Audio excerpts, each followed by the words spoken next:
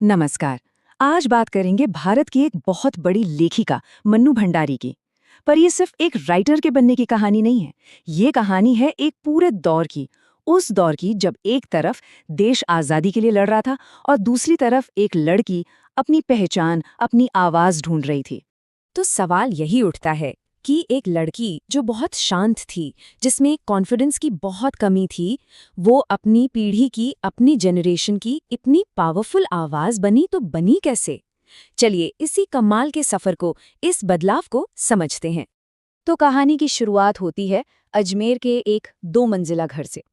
यहीं से मन्नू जी की यादें शुरू होती हैं। और ये जो घर था ना, ये दो बिल्कुल अलग, मतलब एकदम ऑपोजिट माता पिता के असर में बटा हुआ था। तो घर के माहौल में ना हमेशा एक अजीब सा तनाव रहता था। और इसकी वजह थे उनके माता पिता, जो सच में दो अलग अलग दुनिया के लोग थे।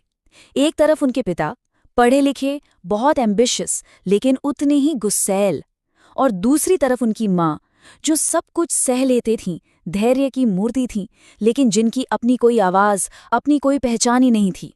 तो चलिए सबसे पहले उनके पिता के किरदार को थोड़ा और समझते हैं, क्योंकि उनका असर ना बड़ा कॉम्प्लिकेटेड था। वो एक तरफ प्रेरणा भी देते थे और दूसरी तरफ एक गहरी इनसिक्योरिटी भी। देखिए, उनके पिता हमेशा से ऐसे नहीं थे। एक जमाना था जब वो इंदौर में बड़े इज्जतदार आदमी थे, कांग्रेस से जुड़े थे, समाज सुधार के काम करते थे। लेकिन फिर क्या हुआ? उन्हें अपनों से ही बहुत बड़ा धोखा मिला। इतना बड़ा आर्थिक झटका लगा कि उनका सारा आत्मविश्वास, सारा भरोसा सब टूट गया। और बस इसी टूटे हुए दिल के साथ वो अजमेर आए और उनका स्वभाव धीरे धीरे शक्की और गुस्सैल होता चला गया। लेकिन इतने गुस्से के बावजूद एक बात थी, उनके पिता सोच से बहुत आगे थे, बहुत प्रोग्रेसिव थे। पता है वो रसोई को क्या कहते थे? भटियार खाना। मतलब एक ऐसी भट्टी जहां लड़कियों का टैलेंट और उनकी काबिलियत को जलाकर राख कर दिया जाता है। वो चाहते थे कि मन्नू रसोई की दीवारों में कैद ना रहें, बल्कि बाहर निकले, देश दुनिया में क्या हो रहा है उन बहसों में हिस्सा लें। तो एक तरफ तो ये प्रोग्रेसिव सोच थी, लेकिन दूसरी तरफ उन्हीं पिता ने जाने अनजाने में मन्नू के अंदर एक बहुत गहरी हीन भावना, एक इन्फीरियॉरिटी कॉम्प्लेक्स डाल दिया था। तो ये कॉम्प्लेक्स आया कहाँ से? असल में उनके पिता की एक कमजोरी थी, गोरा रंग। मन्नू सांवली थी, दुबली पतली सी, जबकि उनकी बड़ी बहन सुशीला गोरी चिट्टी, हंसमुख और सेहतमंद थी। और पिता का सारा प्यार, सारा ध्यान उसी पर जाता था। अब सोचिए, बचपन से ये जो तुलना होती रही ना, उसने मन्नू के मन में एक ऐसी गांठ बांधी कि वो बाद में इतनी बड़ी लेखिका बन गई, फिर भी अपनी किसी भी कामयाबी पर ठीक से यकीन नहीं कर पाती थी। और बस यहीं पर उनके पिता का सबसे बड़ा कॉन्ट्रडिक्शन, सबसे बड़ा विरोधाभास दिखता है।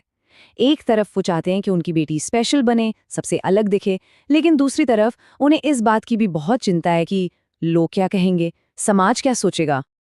अब कहानी में एंट्री होती है एक ऐसे इंसान की जो मन्नू की पूरी जिंदगी बदलने वाली थी।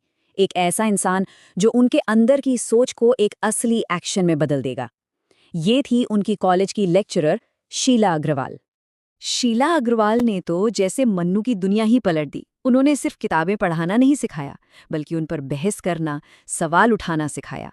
घर में जो राजनीतिक चर्चाएं सिर्फ सुनती थीं, अब उन्हीं चर्चाओं का हिस्सा बनकर सड़कों पर उतरने लगी।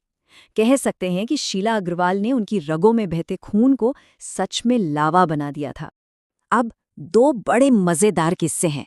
ये दो ऐसी घटनाएं हैं जिनसे पता चलता है कि उनके पिता की मॉडर्निटी की हद कहाँ तक थी और कैसे उनके अंदर गर्व और डर की लड़ाई चलती रहती थी। तो पहला किस्सा, कॉलेज में मन्नू ने लड़कियों की हड़तालें ऑर्गेनाइज करवाईं और इसके लिए उनके पिता को प्रिंसिपल ने ऑफिस में बुला लिया। अब पिता तो आग बबूला होकर कॉलेज गए कि बेटी ने तो इज्जत मिट्टी में मिला दी, लेकिन वहां जाकर सीन ही पलट गया जब प्रिंसिपल ने बताया कि आपकी बेटी का तो इतना रौब है कि उसके एक कहने पे सारी लड़कियां क्लास छोड़कर बाहर आ जाती हैं। तो ये सुनते ही पिता का सीना गर्व से चौड़ा हो गया। घर लौटे तो गुस्से की जगह अपनी बेटी के दबदबे की तारीफें कर रहे थे।